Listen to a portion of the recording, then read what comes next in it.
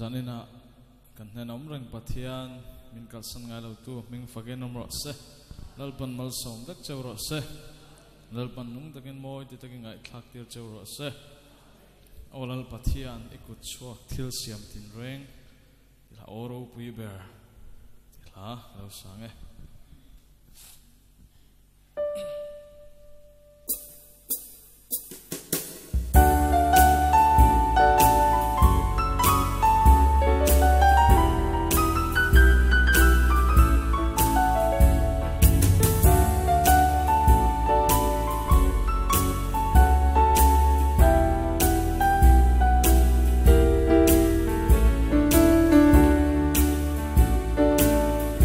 Oh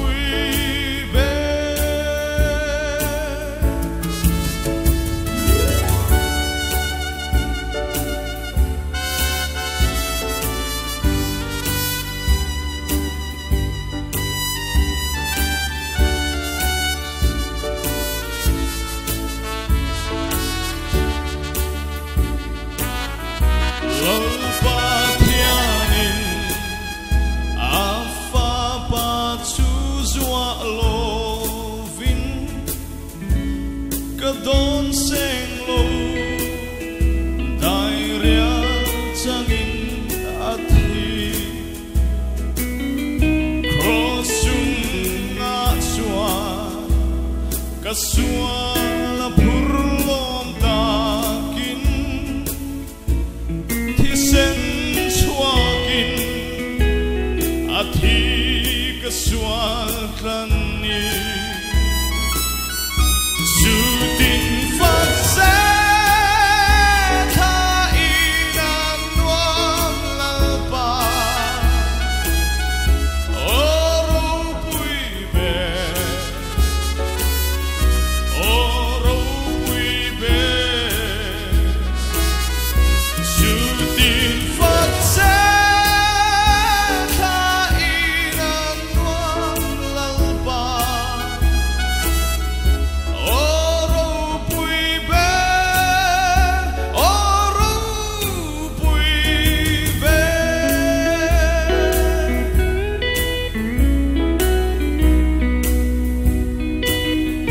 Cross da chu a thom ne na lo ka hun chua min chua yang va a lim min ka khatang lom ta kin ka Soy moyang ama kunin Oro pui be Di in ka fakto a Sutin fatse Kainan wam lalpa Oro pui be Oro pui be Sutin fatse Kainan wam lalpa Oro pui be Oro pui be Sutin fatse Kainan wam lalpa Oro pui be Oro pui be Sutin fatse Kainan wam lalpa Oro pui be Oro pui be Oro pui be Oro pui be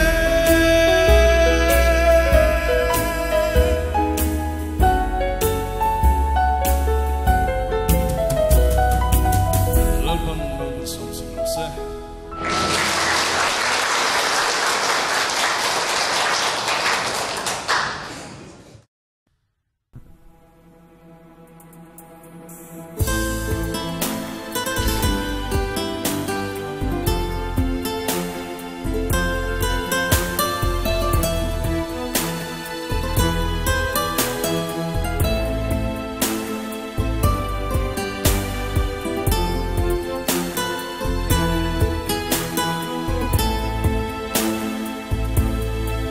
Sinuna ria run I vai chin mo lal isu kove sual thaler bumova itzenan he tempul lom takhi kan plan che lalpa lo che ang che Kutasan lawin moy Kutadin lawin moy Hilung tem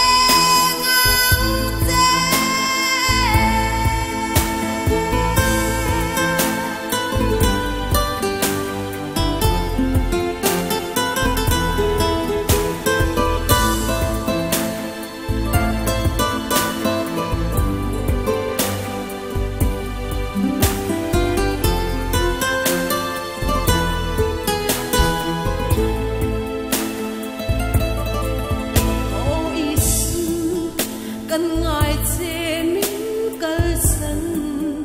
lul su o khi pui le tui phon kara po itzak na ring zelin ka kalang min pui la ita anung turi kutasak lawin moy kutadin lawin moy tilung tempul biakin sunga law ang te kutasak lawin moy kutadin lawin moy tilung tempul biakin sunga law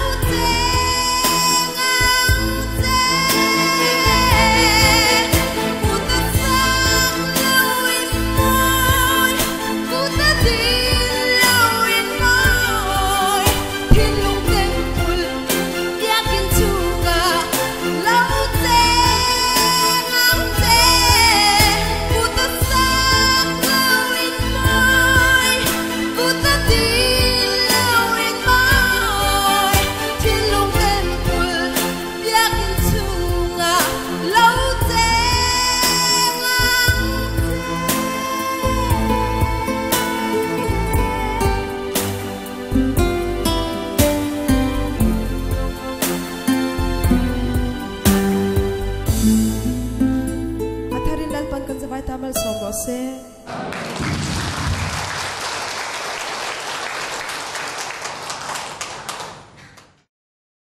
kan pathian ming thiang limro puile zaum tak hi fakinam ro se amen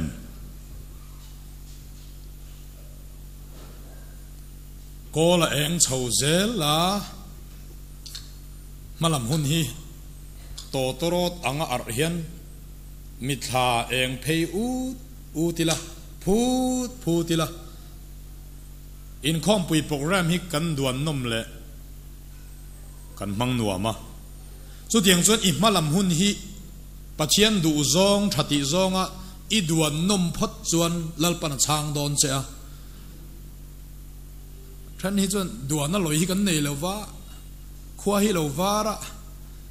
andari pa ui tho ve lol mai ania chu wangin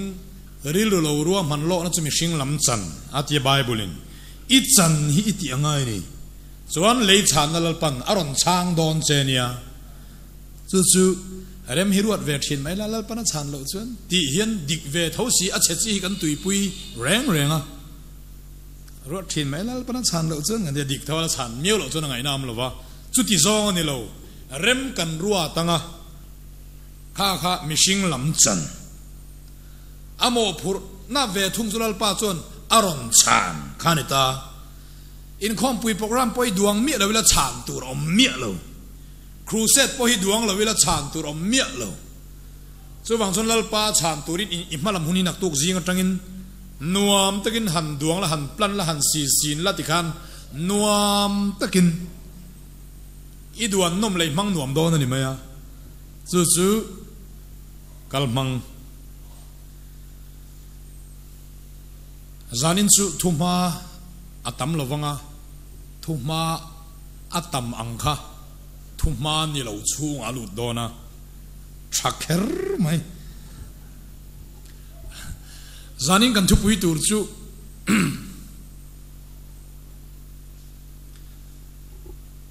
lalpa ko chan lalpa min ko chan min siam dan min ko chan min siam phung le min ko chan chu tiang ang chu ani don ani FSC bungli chang thum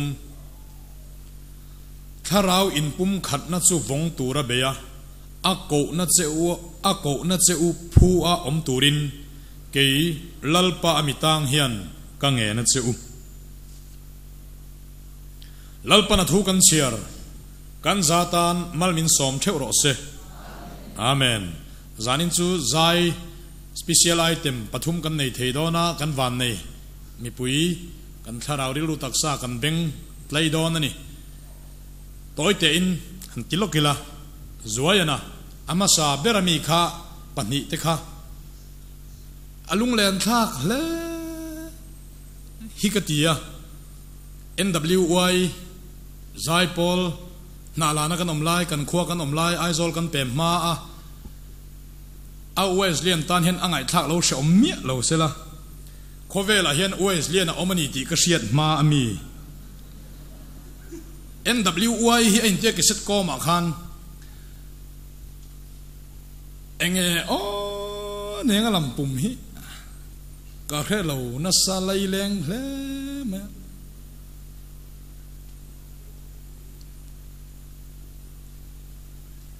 amaro chu katharau nun tui hal wang lai thu taka ka tui vung chho wang lai khania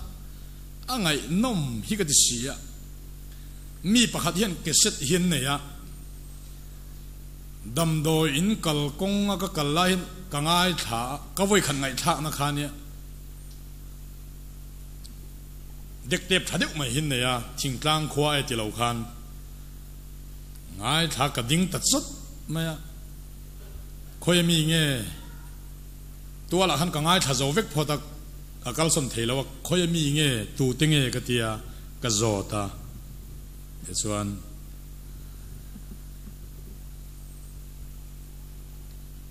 puro muan ta ta kan ho an tia puro muan ta ina ka han leng le a ka lo ho ve don ka tia han ho reng khani thelovan an ina te ka wangai tha ti khan ka lei ve ta champhaya a volume un kha ka ngai tha champhaya ka chachon volume 2 miron hon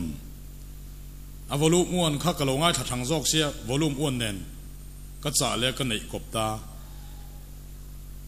a keset pakhat jok jok ngai tha chuak phot lowa thil dang ka ti ma sak ngai lo lai te kha ka ngai tu a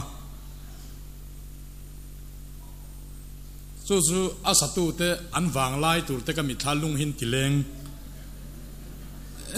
em a an lung leng ve nge yang ti la te kha karil lo oma in zirtir na hi apoi mo ber te jing mi ni thu oi chu thu san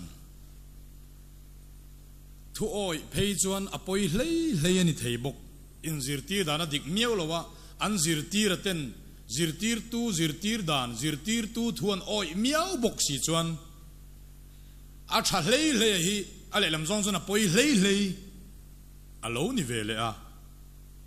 chuwangin zirti tu ten mo kan phurna sale zualang tia pathian le khathuina soi hi bel chian adol em ani kanin zirtir na apiangin kanin zirtir na lamlama min hruai chu thudik tlong ol a ang viawa ma se thuril tak le thu tak ani taka liberal theological college sa ivakal chuan zirti tu ten rin om takin oi om tak veknan lo zirti rang chenga kumli ivakal chuan liberalism iron liberal honge ngei don ani in zirtina poimo zia chu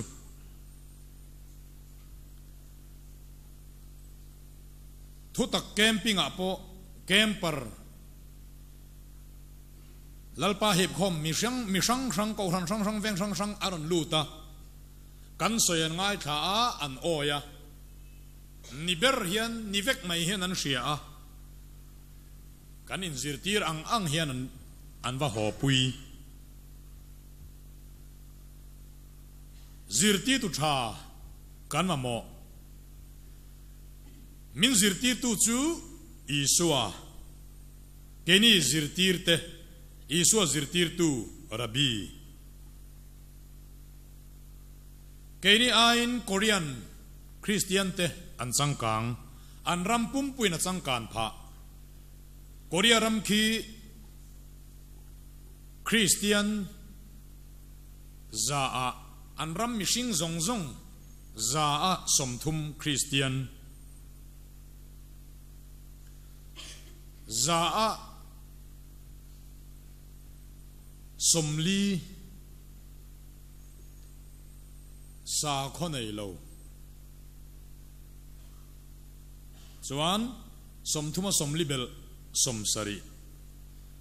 za a somthum dangla omle hi sa khonei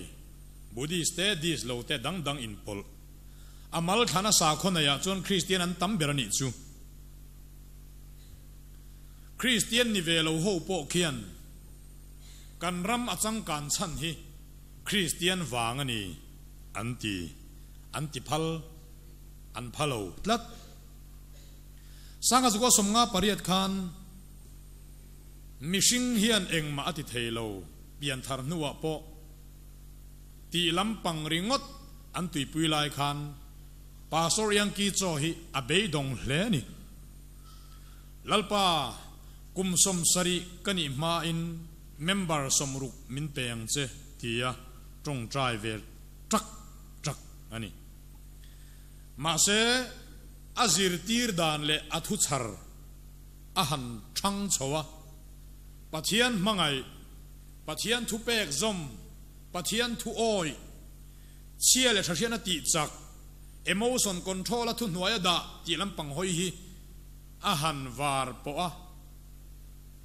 ngai tu ana ven pai ang shin ti thu te ahan var po chowa pathian van tu ver hondan ahan sha chau chu trong trai tai mak bible chiar tai mak thu pek zomin khai khom mai teng thu pek zom nuam ti kong ahan var po chia chu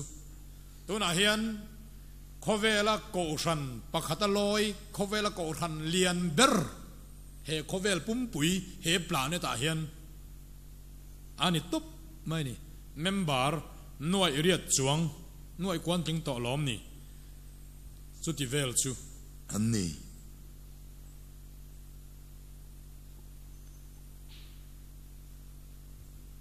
ring tununa po kan ti lam hian om zia nei chuang lo kan thil ti hi sual mishing hi sual Krista chau atak mishing hi alem ti kan soi ang thin hi soi ve ta se tun kheng hian chu thu chuan khitiang angaro pui khian asiam bik ngu tangam chu ngai tuaro inzir tir dan poimo zia hi anni inzir tir ang che hi I helovin min thapin lung oi lung si lung kim zanin an inzir tir ni le kuma tang che khan ke ni thu tak fa te hi inzir tir ve taila hey ai hian kan sang kang fe don lom ni tharawa le taksa a chuwangin inzir tir dan hi ava poimo em kan ngai thang nem hi kan oya oi tur tok bible a om zel bok ani vedan diabola pon ti zia kan ti mangna herrem zel a khongai thak zongzon bible hi khongai thak takani pathian me upo khongai thak zongzon khongai thak takani nu le pa te engtin ngen khongai thak fanga si fa thu oi lo sing cheu hian khongai thak chu tiang che zon pathian po triau thanga le triau chaka fa nga si a thu oi du mel pureng reng om si lo hi pathian hi khongai thak deu sin chu wang zon a fa te hian kai shuai na dika kai shuai tu zirtir na dika zirtir tu pathian hian zirtir tu thale dik amamo em ani shuai tu tha ramro pui min khen pui thei tur thu theology tha le azirtir ten thu oi thin lung ti sa nga nem nei te ti sa nga nem nei tak chu mang tang ka ya thu oi tu pathianin azong amamo angak hlel nu le pa ten engen nga hlel fa ten nu le pa thu oya an pui tin hlan ei an tin hlan hi an nga hlel ber pathian hian triau chak le triau thang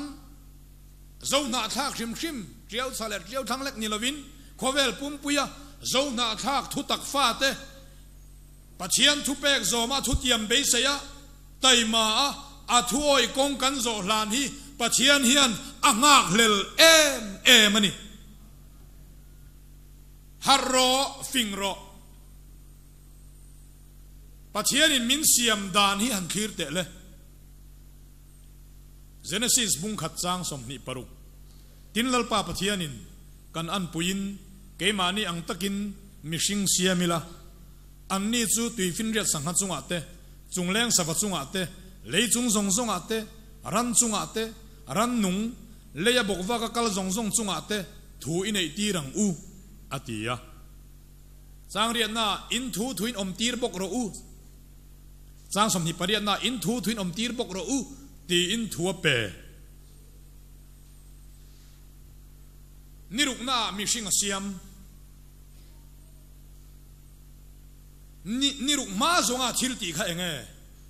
mishing te tan mishing te mala som do na wangin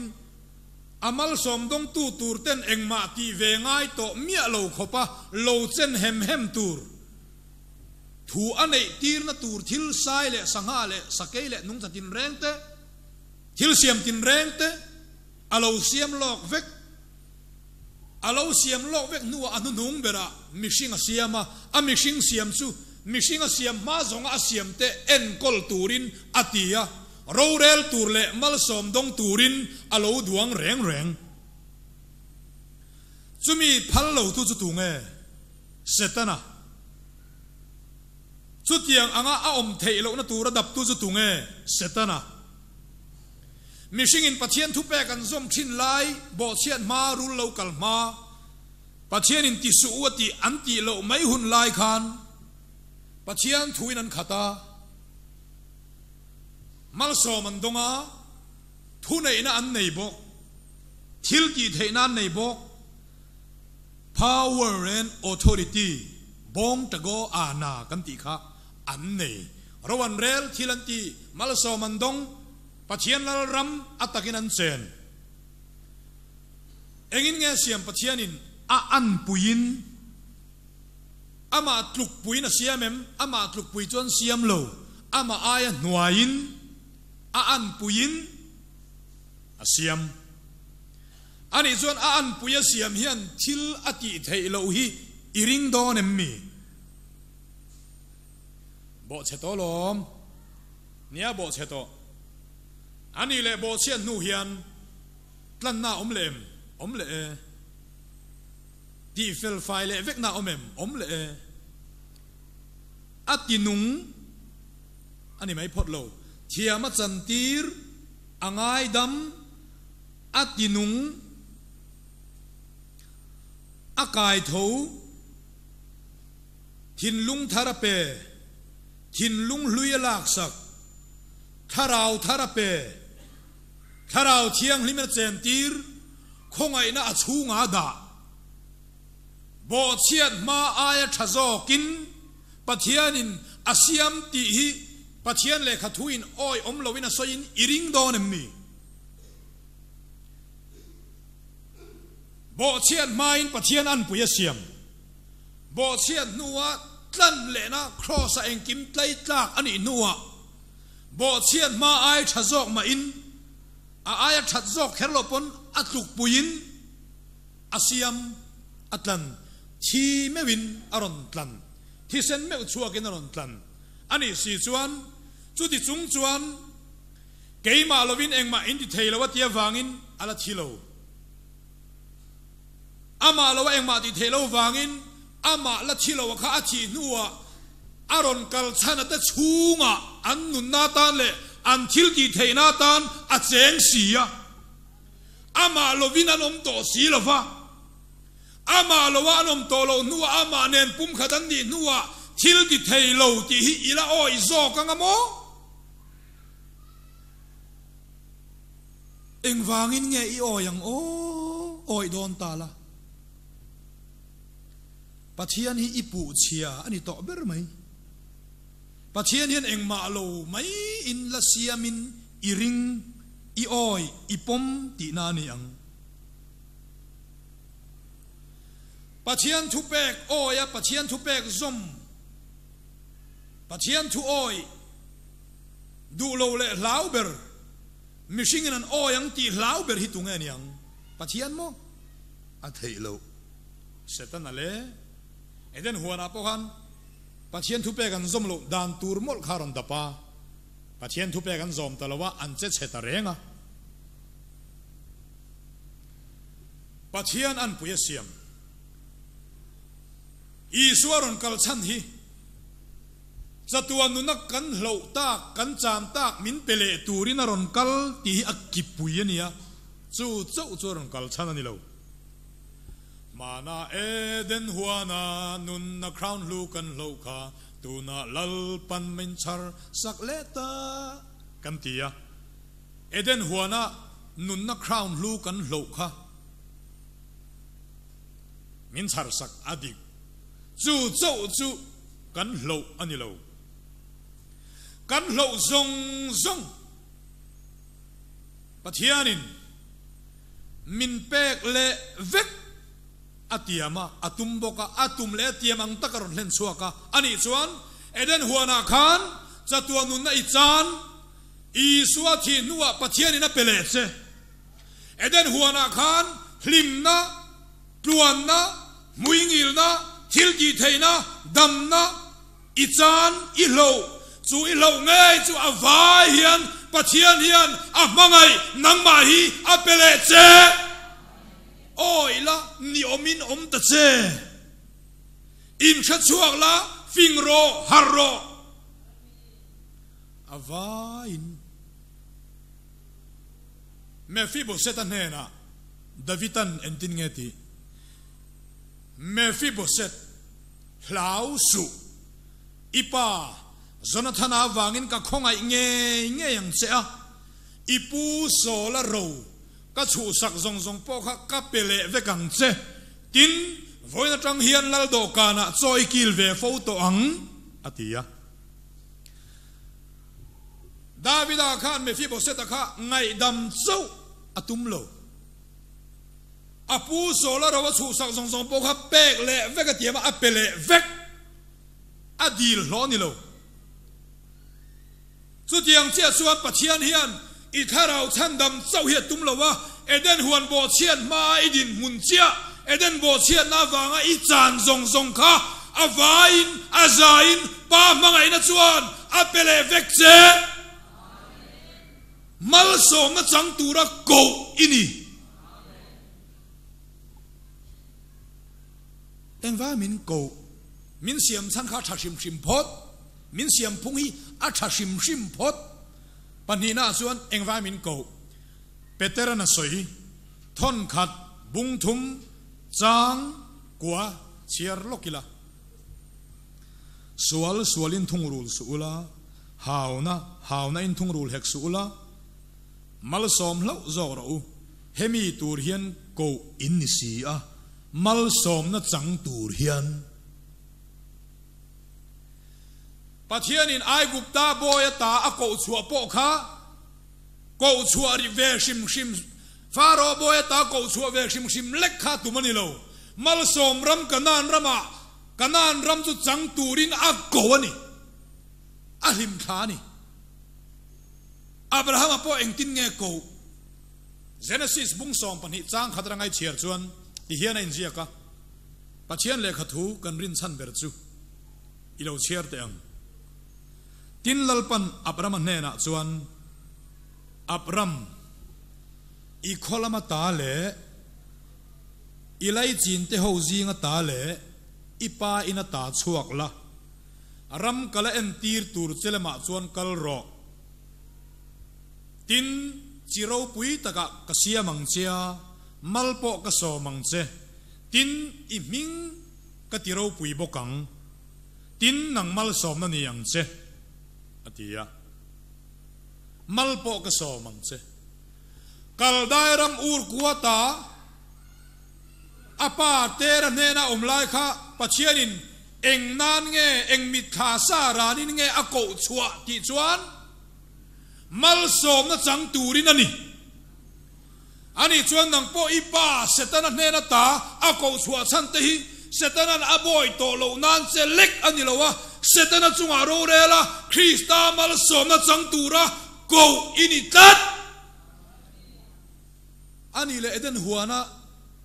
pathian mal som an dong hleu lewa thil ti theine le thune na nei bok si lal an ni bok si adama te khalal an nia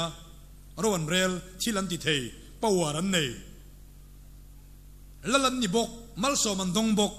khatia anom kha re thei takin athu nuaya da adu pathian khir se om don bok tu setana thil tumani setana ron kalchan kha enge mishing re thei turin mishing hilal to lo turin mishing khan thune na nei to lo turin aron kalania mishing te pathian in mala som hi setana na hotlat chumi chu ani to lo nan politician takin vervek takin artrial fin vervek thoina ron kala mangai tu angin aron in tong vela pathian chon mangai lo zok angin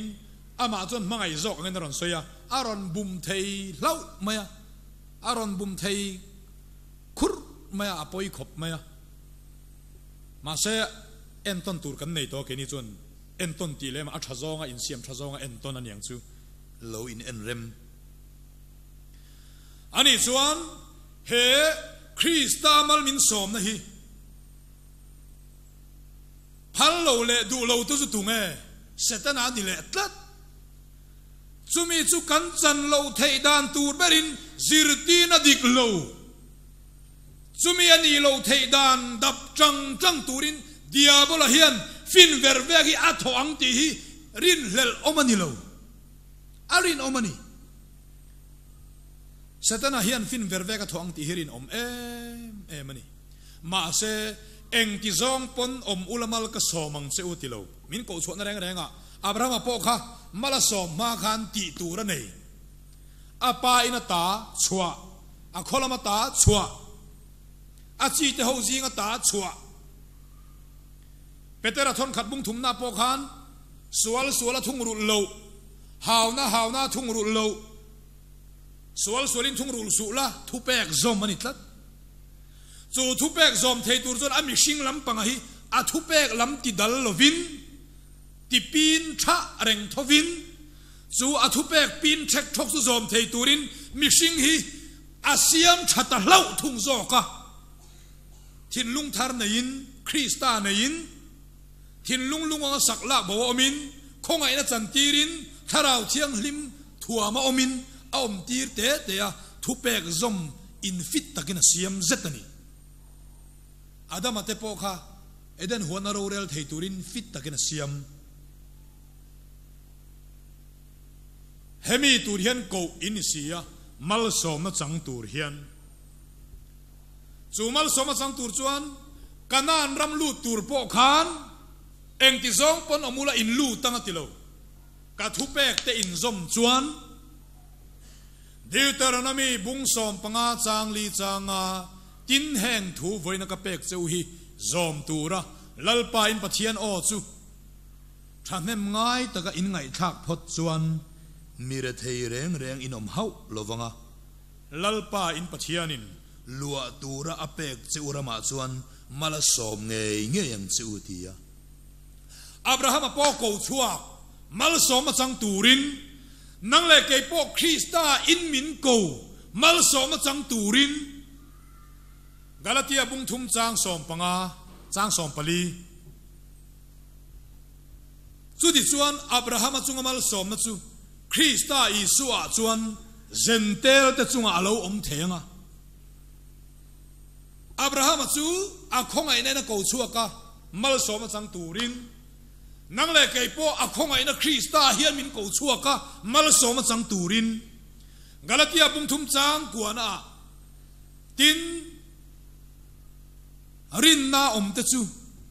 Abraham rin omanen chuan mal som sakin an om ve thi na tibok rin na om te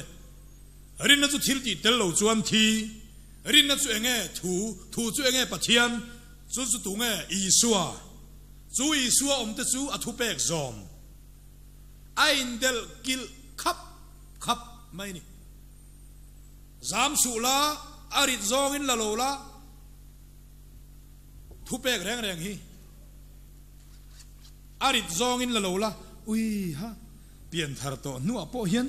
pian thar to nu apo chuan thu pek zom tura pui lo wala tam ve pian thar po chu pe le si lo ve ti zong ni lo vin o kapa chuan min va mangai ve ti su min ti ka zoma wanga ka chan pual turte ti ro min ti ka zoma wanga ka chan pual turte kapa thian Jehovah hian ke a hian kamhalam huna ria ke a hian min hra chianga ka in hriat na a hian aman min hriat na hi athu ke na chiang zo ka ta na thatur vek ani heng athu pek te hi o athu pek ka kaloma heng thu pek te phuri ta nei chin lo mangai na ni hi o mangai na kapa mi va mangai em hetiang a ka kong te lo rel fel hi mangai na ni min va mangai em tia tra hom mangai na wanga tra hom phuri ta ne ne ka mal som na ril tram kal moi tok wang la ya pe pala tra kan thar ei tura thu pek zom ngai ni ta sela i hu phur mia don lo ang hian heng pathian thu pek zom te hi phuri ta nei chi ni lawa mal som na mangai na o ani hriat na lama than har hi awangai em chu tiang tura ko chu kan ni kong dang om lo hemi kong hi kan zo fu vai hemi kong hi kan zo fu phot chuan kan cha sual lo wanga hemi kong hi zo chuang lo watia kan bial chuan kan thi thangin kan omanga tun kan din mun theu hi kan chet that lai beraniang pathian thu oi kong hi kan zo lo lak lo le athu tiam be sei lo wa athu oi nuam ti kong hi kan zo lo wa min ko chan hi kan hriat lo chuan tu thi kan ro pui lo lai beraniang kan ro pui lai ber kan ngai ber tur lai hunani su ti po su tun hi kan ro pui lo hle ni he poi kan ro pui lai ber turani ma se akko na cheu tharau in pum khat na chu vong tura beya akko na cheu phu a om turin min ko na hi aro pui lu tu min ko tu thil mit kha akko ate duty dan tu le an din mun tur hi aro pui lu tu ka pola chuan chumi phu a om tur chuan ke suala tang atilo lalpa a mitang hian lalpa pola tin lo tang der tolom nang suala itan der lai hian ingai dan nuam ti zong chak zong mixing hlui vela itan lai hian pola te chu lalpa a mitang an lo ni to chumi ke lalpa mitang hian ka nge na cheu angen na ngen che ni chu ko chan pakhat na chu mal som dong turin ma se eng ti zong po mal som chim turin ani lo thu pek zom thu oi adam ate po kha thuan oi chung chun che fu abraham po eng vai eng dan nge ko chua mal som chang turin ai gupta boy tang ho po kha eng vai ko chua kanan rama mal som chang turin ta chuan pathian chuan mal som hi min du em awangin kan sual chuan min thununa tiang te manga kan sar te po manga zela hanlu lungina hanlu de urap rap te po manga min thunun min vua min zirtir lung te min voma min vom e zo si lawa min mangai bok sia lung lian trel artui tiat velimiron vom dot maya dalpani kalau kan tia thu kan oi shim chuan lalpan min vua min vongai lo a thu oi le avwa ka vua na san turam lo min mangai em awangin ama kan nai theinan ke ni re thei chau tuar chau lalpa mel mu tura mo ti chi chu min vo jing ve thawang chu a thu oi le a vongai lo a khong ai lo mi suala ni lo mía vuộc thân po huat vàng như lâu ăn chặt na tura đủ vàng cho vangin lalpa này là min ăn lâu tuar to Davida ten Samson ten ăn lâu tuar to thuoi lâu vangin cho cái này chuan khá cái entona dar thalang amangila khát yang kher kher bắt thèn về ngay lâu Jonathan ngapui có xuống ăn lâu thèn pay vel to nen ngapui có xuống thèn bắt thèn hiang ngay lâu enton tur kan nei der to Jonah hian amada in midang Jonah hi enton tur nei se ngapui có xuống thèn mi alovang Jonathan chu masan ni miawa an thèn ta ni cái này Jonah nuwa kalve le te hi chu ngapui có xuống thèn lâu hian ti dan ania thu oi mai thu oi tak le ti nuam taka in chuan in rama thil tha te in eyang in helero chuan khan dan ei zawang cheu ti top mai ni a kheng zel mangai te hi min mangai ma sala kan thana tur du wangin alaina na da thamai akol tharia dom na lai tur shemi lo min kuk mai cái đủ lâu kan ti thang hian pakhat na min ko chan panni na chu min ko chan hi ro pui le zwal ro rel turin thil ti theina le thunai na mang turin chu ko shan anti kher ecclesia anti mathai bung som paruk chang som pariat som pakwa han serila arau pui rui ania nang petera ini ti ka hriat tir che he ama kha he keima lungpuya hian ka ko ran ho karem chawang chu mit thi khokul kong khar chuan an ngam lovang tin van ram cha bi po kape ang che leya engpo i phuar piang vana phuar leya engpo i phela piang vana phel chu tiang khop chu a ko ran te hi min pe a ko ran chu te min han sin pia le don chin te ang kan sia dan tambera chuan sual laga ta ko ran ti hi ni de umaya adik thawa ecclesia ti denomination nilovin ecclesia hi isuan he tong kamaron lak dan te lalpa zan ria sakramena kil dona atong kau che reng kha rom sarkar hun lai rom ti dan hi tha ti lu ka khami semil chia kha isuan ron mang ve ni isua kha a junior zok isuan ti dan to sa an sia thiam tur zo ngei in khami be samhang khan aron te khin chuak zoka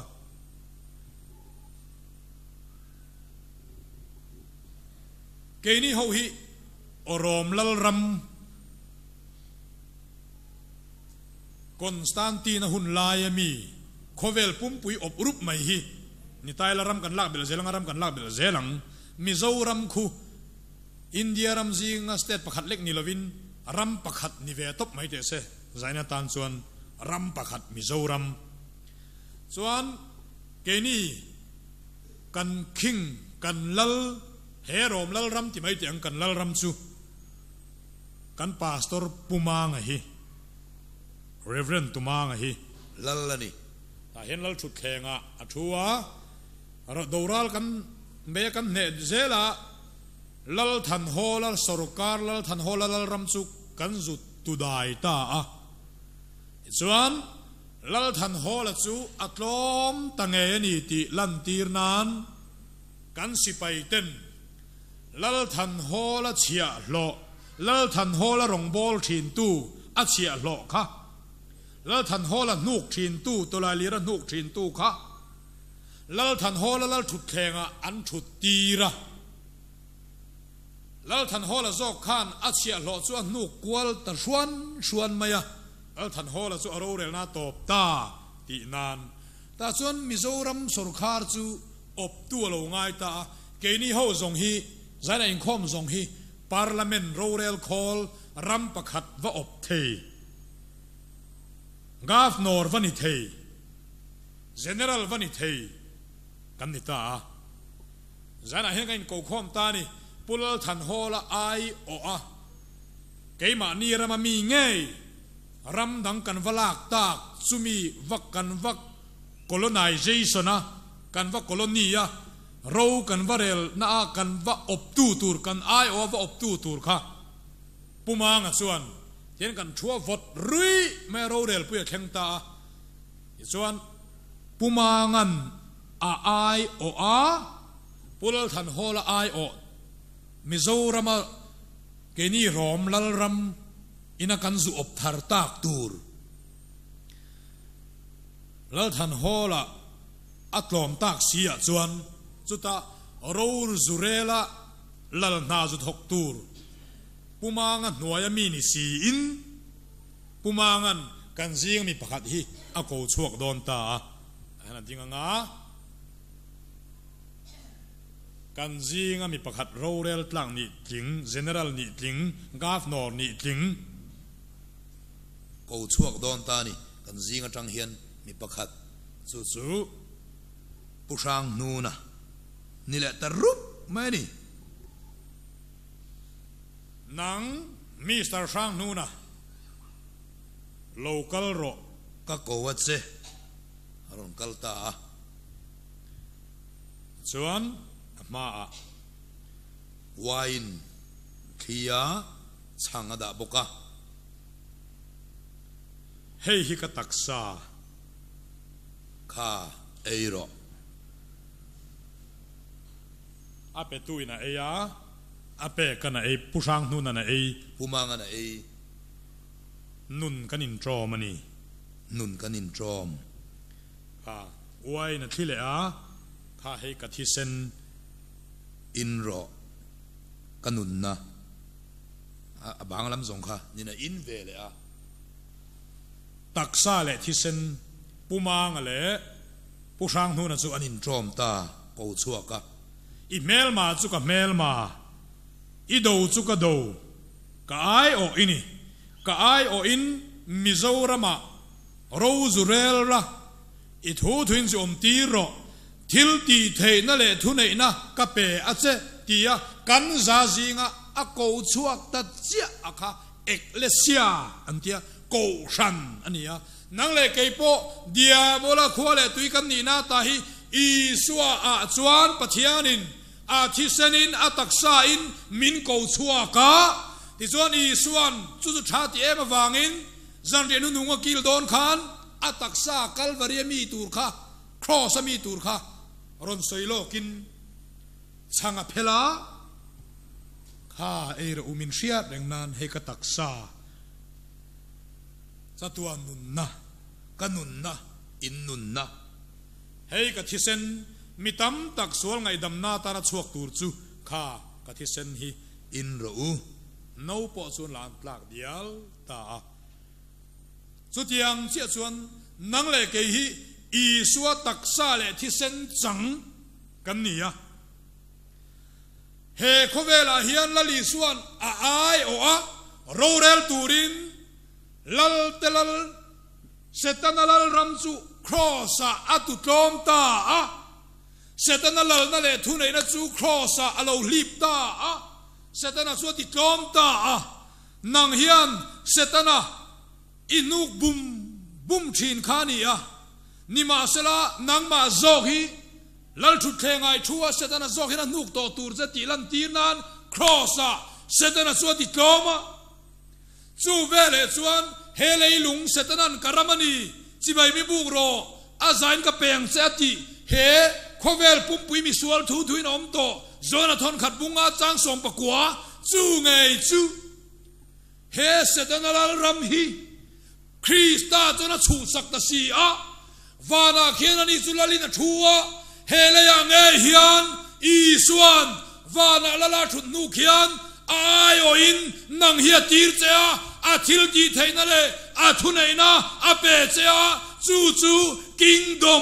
kingdom of God lalram ilalram lo thengro sa tinania lalpa pathianin a ko chua chan cha chu mal som na chang tur chau ni lo win mal som sang turin chu chau ni lovin he khovel hi en kol tur le rorel turin eden huan bo chian mami yang chia adama nu nung hi ini ber mai chu wangin tharau chandam khongai na var po tia sual phei vele sam sam po poi ti lo ru deu anga om chi hi ni lo lalinia khowela hen rorel turini pathian hen ati laileng hi chu e sarkar lian ani boka atina sa theni o han chandam mai chei chu tok ve thokhat tho alom ve te lul nen chandam ringot che du tok lo setan le thil siam dang reng chunga sual chunga rorel turin rom le khathona chuan tin rem na pathian ngai chuan in ke pha nuaya diabola chu aron ra per tir thuayang cheu atibok masa kini chu kanin zirti dana niam thang velu tuka setan la ka him sham turin ani setan chunga rorel tur hian setan la ka him sham hi zu in to lo thathum chu farkhan ma katem talo ti ati thapol sa tiang ani lo rorel turin kha kan siara khan thupuan bunga chang kwa chang som kan siara khan nang le khabu chula a chin chiana de phel tla ki ni e talini om to a chitinami te tong tinami te mitinami te nam tinami te pathian tan ithi sen ni le ya kan pathian tan asa bible le call bible agin kan soi mai nge kan pathian tan lala le pui thiama te siam ta sia tin le ya chuan rowan rela ti in la tharan sa pathian in thisena ale chan chehi lala le pui thiama sin chu mai ni lawin rorel turin sin inin chunga pui thiam na thok ta che inin chunga sual chunga phakar na chunga I sing na chunga thing na chunga sual thum rul du na chunga rorel ta che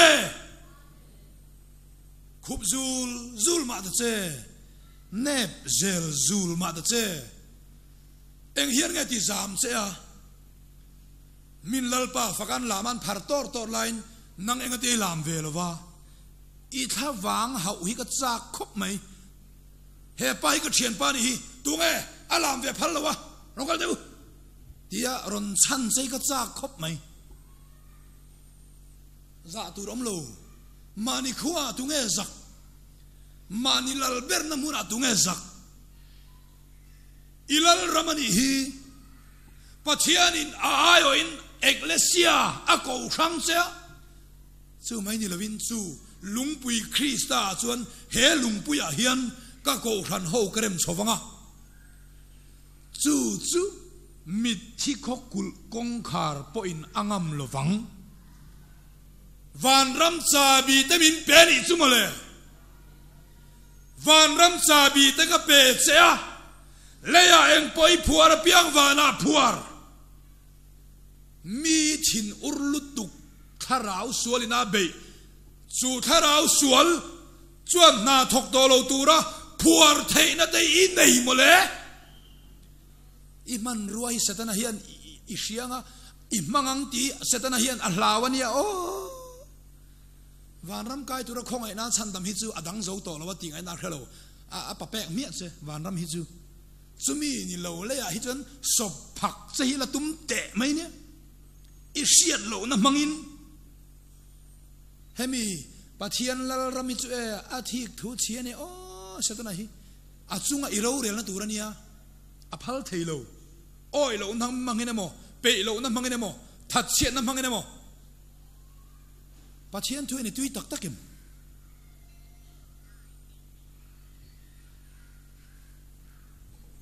hun hi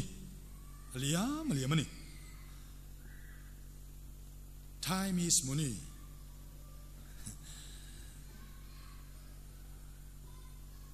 hun hi thai mani la